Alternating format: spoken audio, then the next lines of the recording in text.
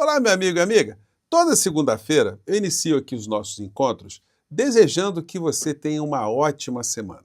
Só que só vale mesmo para as pessoas que estão no mundo de verdade, vivem uma realidade concreta. Porque quem habita um mundo paralelo e um mundo ruim, com pessoas más que jogam energias negativas por todos os lados, para essa gente não tem como a semana ser boa, não.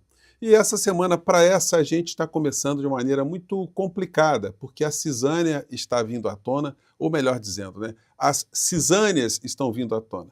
E vai ficar muito difícil para consertarem algumas rachaduras que estão sendo expostas nesse momento. E algumas traições também, né?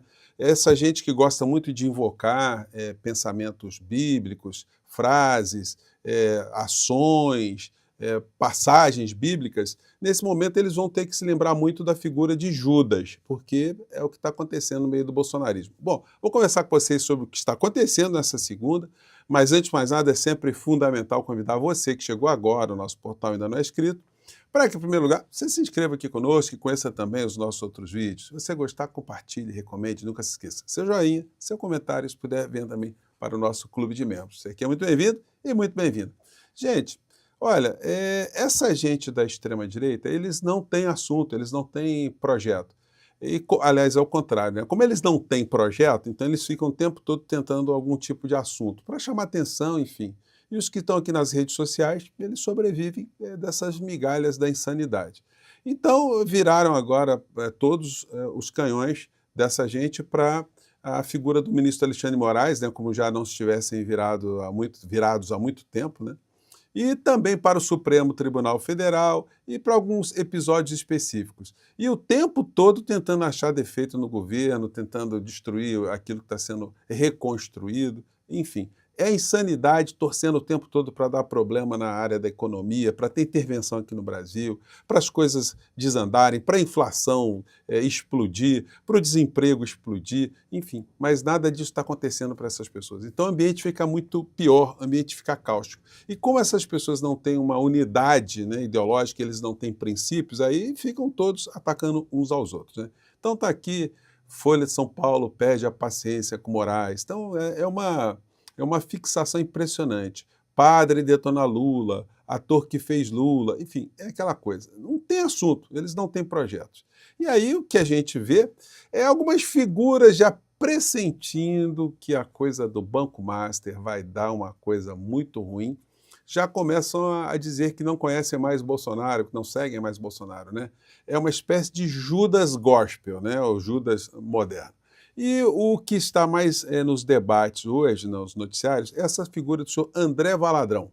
O senhor André Valadrão declarou o seguinte: nunca fui e nem sou bolsonarista. A nova mentira de André Valadão. Eu até me desculpe aqui, às vezes a gente erra aqui o nome da criatura, né? A declaração ocorre em um momento de reorganização entre lideranças religiosas que ganharam projeção durante o governo Bolsonaro. Só que essa figura que está se comportando agora como Judas, ele não tem como ignorar o que ele fez em orações passadas, né? Em primeiro lugar, o Flávio Rachadinha esteve nos Estados Unidos e tentando limpar a barra com Todo-Poderoso também, tentando mostrar ali que é uma figura muito religiosa e tal, e foi ungido ali pelo senhor André Valadão. As cenas são essas aqui, ó. Deus, oração. E aí, vai lá, né, colocando as mãozinhas. Aí vem o André Valadão e fala. O vídeo mostra Valadão dizendo: não sou bolsonarista agora, depois de anos de abraços e apoio. Você abandonou o Bolsonaro e agora vai voltar a apoiar?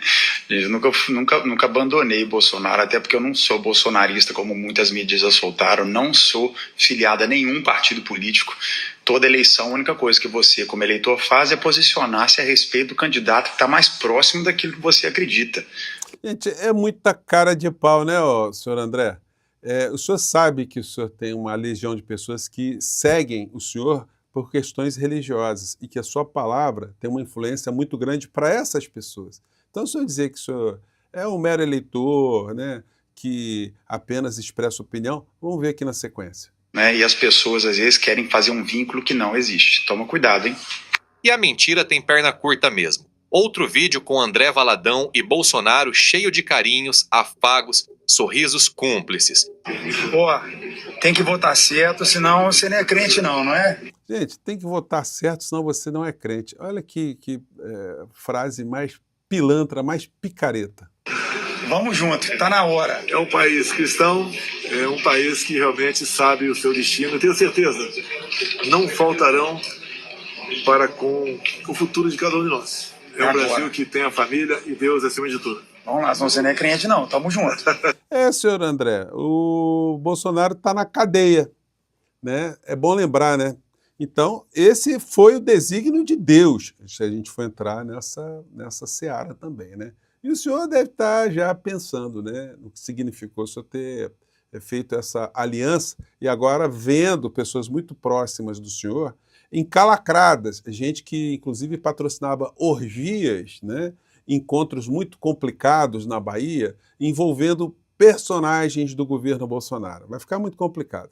E aí outro que deve estar todo dia sonhando com Judas é o senhor Esperidião Amin, porque ele foi rifado lá em Santa Catarina, depois de ter sido um fiel escudeiro do Bolsonaro esses tempos todos. O Esperidião Amin, muitas pessoas não esperavam que ele se transformasse numa espécie de bibelô golpista e que conestasse, nem endossasse o que se fez aqui no nosso país, e que virasse um bolsonarista, e que virasse relator ali do projeto de lei da dosimetria e que defendesse a dosimetria, anistia total. Adiantou? Não. Tomou uma rasteira violenta, porque o Bolsonaro, lá da cadeia, escolheu 2 outras pessoas para serem candidatas ao Senado em Santa Catarina, jogando o Esperidião Amin para fora, né? O Carlos Bolsonaro, o filhote dele, né, que está aprendendo ainda onde fica Santa Catarina, e a Caroline Detone, e que foi o fato, né, foi a causa dele ter sido detonado, a reação de Amin após ser rifado pelo PL na disputa de Santa Catarina. E aí os memes na internet, né, começam a surgir, né? Aqui, olha a imagem aqui do senhor Esperidião Amin segurando uma mandioca gigantesca, né?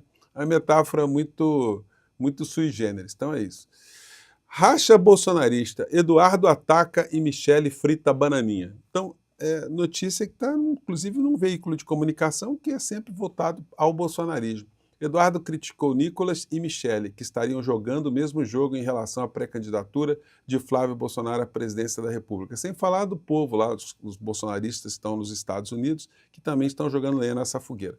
E a coisa está se dando porque, como a Michele e o Nicolas estão sendo acusados de estarem fazendo corpo mole na campanha de Flávio Bolsonaro, um ex-assessor de Nicolas Ferreira publicou nas suas redes sociais uma frase de um vídeo que Eduardo Bolsonaro publicou, onde ele faz ali pouco caso, né, se o pai fosse preso. Eu até brinquei na época com vocês, falei, olha, ele está dizendo isso porque não é ele está nos Estados Unidos, né, ele está fazendo as presepadas dele toda, mas ele sabe que não está muito perto de ser apanhado uma vez estando nos Estados Unidos. Vindo para o Brasil, a coisa muda completamente. Mas aí ele ficou magoado porque publicaram isso aqui, ó. Pode prender meu pai aí, talvez vá condená-lo à morte, lamento. É triste, com certeza. Bem estilo bolsonarista, né? Se ele morrer, lamento, né? Quando a pessoa fala assim com esse desprezo pela empatia, você percebe que a pessoa não lamenta, não.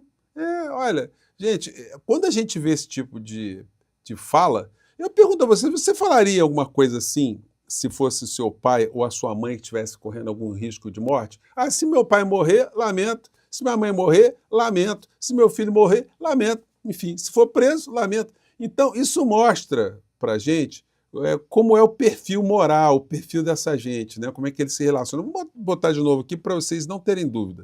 Pode prender meu pai aí, talvez vá condená-lo à morte, lamento. É triste, com certeza. Pode prender. Então isso aí eles estão super chateados porque o pessoal do Nicolas está mostrando aí como é que se comportam essas figuras, né? E aí, gente, eu quero compartilhar com vocês essa fala do ministro Flávio Dino, que fala do que significa enfiar a família toda na política. como isso é uma coisa degradante para a República, como isso fere princípios, como isso mistura as coisas em favor, né, ou que deveriam atuar em favor do povo brasileiro. Vamos acompanhar aqui, porque é muito interessante essa fala do ministro Flávio Dino. Parentes. Eu governei um estado durante 7 anos e 3 meses sem absolutamente nenhum parente, não é por falta de capacidade. Daqui o doutor Gonet conhece meu irmão, procurador da República há 30 anos, subprocurador-geral da República, procurador federal de direito do cidadão. Claro que a função do Ministério Público era diferente. Mas eu tenho irmãos, cunhadas, sobrinhos, filhos, esposa, todos competentes, capazes e honestos. Não nomeei nenhum. Porque exatamente eu queria emitir a opinião que a minha família é sagrada, no espaço privado, mas não no espaço público. Uma reunião de governo não pode ser um almoço de domingo. Uma reunião de governo não pode ser uma ceia de Natal. Ei, papai, titio, irmão, passe aí o macarrão. Isto é imprescindível, lindo, na família, no jardim, não na praça. Na praça, nós temos que entender, na ágora, no espaço público, das cívitas, nós temos que compreender que é preciso ter coerência nas regras.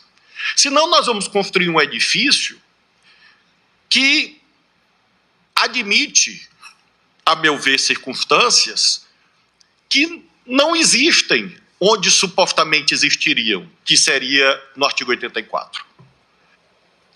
E eu creio, portanto, que diante dessas práticas deletérias, nós temos uma antinomia semântica, eu diria. Princípio da impessoalidade. Qual é a sua negação? A pessoalidade. E o que é mais pessoal do que o vínculo familiar? Nada é mais pessoal, em razão dos afetos, dos instintos, que graças a Deus nós temos, e do Código Civil. Está aqui, ó. Família é regida pelo Código Civil. A Constituição é outra coisa. Gente, é muito interessante, né, essa fala do ministro Flávio Dino, porque ela deveria ser um princípio republicano para que ninguém colocasse parente pendurado em cargo público, porque isso gera distorções, excrescências como esse clã que está enfurnado na política do nosso país para não fazer absolutamente nada, não terem produzido absolutamente nada de útil e estarem querendo, mais uma vez, voltarem à cena para produzir cada vez mais o nada, ou a destruição, né? E por falar em destruição, lá no México, gente, está tendo um negócio todos os governadores, né? Porque la verdad, está tendo gobernadoras e combate lá ao governadores. narcotráfico e o confronto lá entre as forças de segurança e os criminosos foi violento. Morreram vários policiais no meio dessa história. E a presidenta do México veio a público, né? E aí eu queria compartilhar com vocês essa fala dela aqui, lamentando a morte de policiais no meio dessa operação e também do chefe do exército, comandante do exército mexicano. Vamos lá. Todos estuvieron en coordinación con mucha información. Claramente ela com os olhos todos úmidos, né? Quiero hacer un reconocimiento especial a la Defensa Nacional, a el general Ricardo Trevilla Trejo, a el Ejército Mexicano, a la Guardia Nacional, a la Fuerza Aérea. Realmente México tiene fuerzas armadas extraordinarias. Son hombres y mujeres preparados, profesionales, con mucha visión, mucho patriotismo, con una enorme preparación. Nuestro pésame a las familias de elementos que el día de ayer perdieron la vida y nuestro mayor reconocimiento. El pueblo de México debe sentirse muy orgulloso de nuestras Fuerzas Armadas y del gabinete de seguridad que tenemos. E aí, gente, não ficou só nisso não, porque prestando contas do que foi essa operação, o comandante militar mexicano também teve um momento de muita emoção. Aprovecho primero para dar el pésame a las familias de nuestros compañeros que perdieron la vida